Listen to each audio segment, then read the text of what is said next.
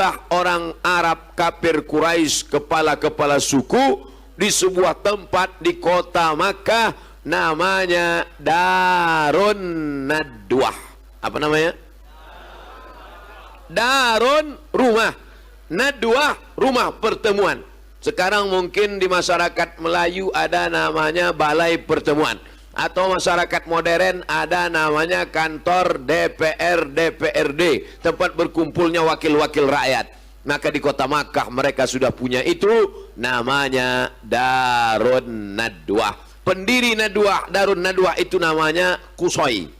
Muhammad SAW, anak Abdullah, anak Abdul Muttalib, anak Hashim, anak Abdi Manaf, anak Qusay. Bisa diingat? Insya Allah berarti tak ingat. Muhammad SAW, anak Abdullah, anak Abdul Muttalib, anak, saya pun lupa, anak Hashim, anak Abdi Manaf, anak Qusay, datuk Nabi yang kelima. Qusay ini orang kaya, dibuatnyalah rumah besar, berkumpullah kepala-kepala suku untuk memusyawarahkan setiap langkah dan kebijakan mereka. Hari itu mereka berkumpul tepat pada hari Kamis, berkumpullah mereka semuanya di sana.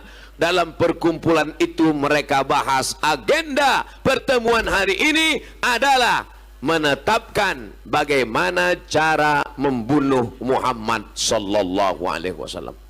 Menyakitkan, yang punya Darun Nadwah datuknya, kakeknya, mbahnya, tapi justru yang dibahas adalah bagaimana cara membunuh cucunya. Kurang ajar orang Arab kafir Quraisy. Tapi apa mau dikata, memang itu fakta yang terjadi, ditulis dalam kitab-kitab sirah. Lalu kemudian berkumpul mereka, yang menjadi ketua sidangnya adalah namanya Umar bin Hisham. Kalau saya sebut Umar bin Hisham, banyak orang tak kenal. Kenal Umar bin Hisham? Enggak, yang saya kenal Umar bin Khattab sama Pak Umar dekat rumah kami, Pak RT.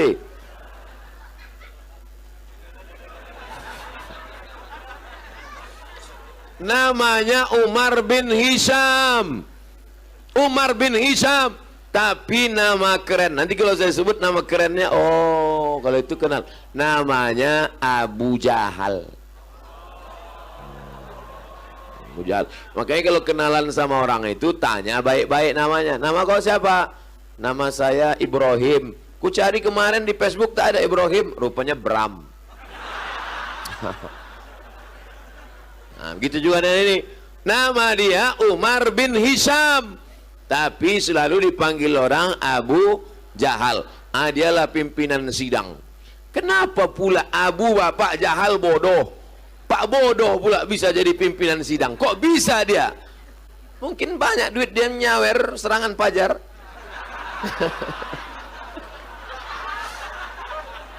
Sekarang kan tak penting mau bodoh mau apa, ijazah bisa dibeli, apapun bisa, semua udah. Yang penting duduk di situ kan. Nah, sampai mana ceritanya tadi? Pagi ini, kebetulan sidang itu pagi. Kata si Umar bin Hisham alias Abu Jahal tadi, pagi ini agenda kita adalah bagaimana untuk menyelesaikan, memberantas, membunuh orang yang selama ini sudah membuat kekacauan stabilitas masyarakat kafir Quraisy. Dulu kita enak-enak saja, tiba-tiba datang dia satu ini harus kita habisi ini. Bagaimana cara membunuhnya? Saudara-saudara sekalian, ada yang bisa ngasih pendapat? Datang satu, angkat tangan ngasih pendapat.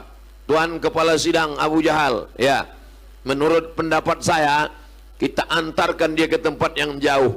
Kita cari tempat yang jauh, kita buang dia ke sana. Tenang kita di kota Makkah nih. Mau mabuk, mabuk. Mau berzina, zina. Mau mencuri, mencuri. Mau merampok, merampok. Supaya dia tidak mengganggu kita.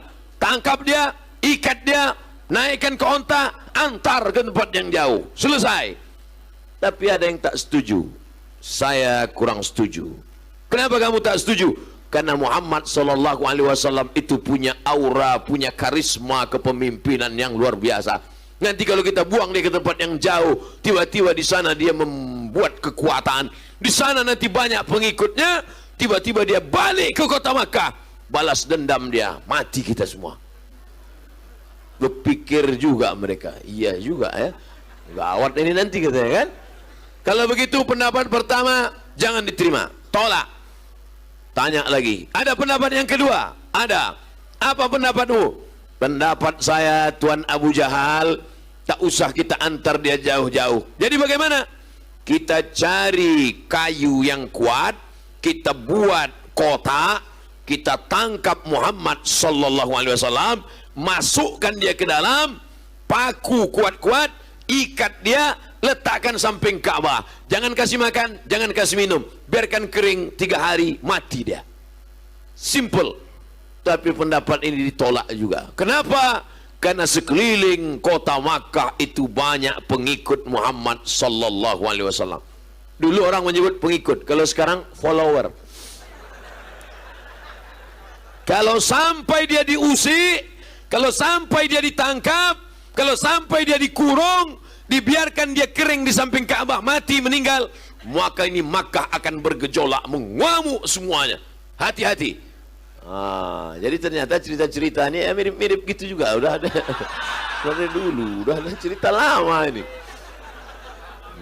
Kalau sampai dia diletakkan di samping Ka'bah, maka seluruh pengikutnya ini akan mengamuk. Kalau sudah mereka mengamuk, siapa yang mampu mengamankan kota Makkah Al-Mukarramah?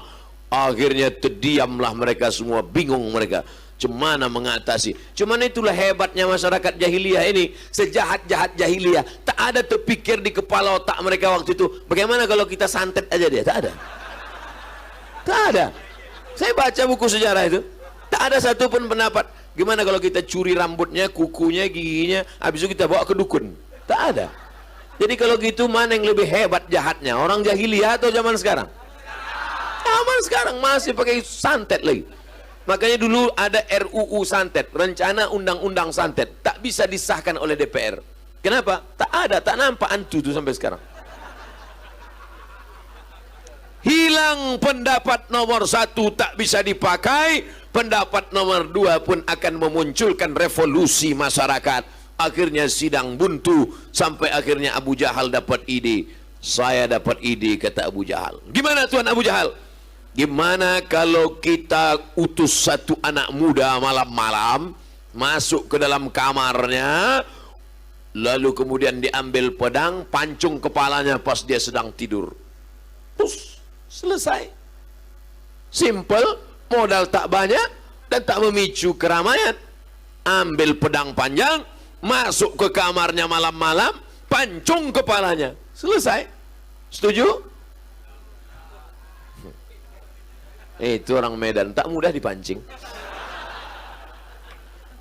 Ternyata pendapat Abu Jahal ini pun tak diterima. Kata yang menolak, jangan macam-macam dengan Muhammad sallallahu alaihi wasallam. Dia bukan manusia biasa. Dia itu adalah anak cucu dari Qusay. Qusay itu anak cucu dari Adnan.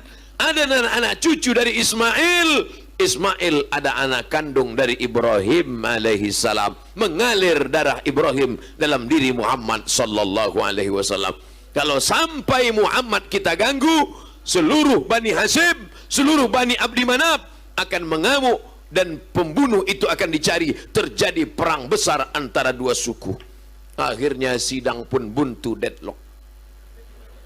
Buntu. Cuman bedanya kalau zaman sekarang sidang buntu, mereka coffee break. Dulu tak ada coffee break. Akhirnya buntu, diam. Akhirnya dapat ide Abu Jahal. Kata Abu Jahal, tunggu sebentar, ada ide baru, kata Abu Jahal. Apa caranya? Kalau satu orang yang membunuh, maka yang ditangkap satu orang. Kalau satu orang yang membunuh, yang berperang satu suku. Kalau begitu kita ganti ide baru. Setiap suku mengutus satu anak muda. Setiap suku satu anak muda. Setiap suku satu anak muda. Setiap suku satu anak muda. Ada 14 suku, utus 14 anak muda. Yang paling kuat tenaganya, yang paling panjang pedangnya. Maka 14 orang ini nanti malam masuk ke rumah Muhammad SAW, pancung kepalanya. Kalau sudah semua suku ikut, siapa yang mau ditangkap? Inilah ide korupsi berjamaah.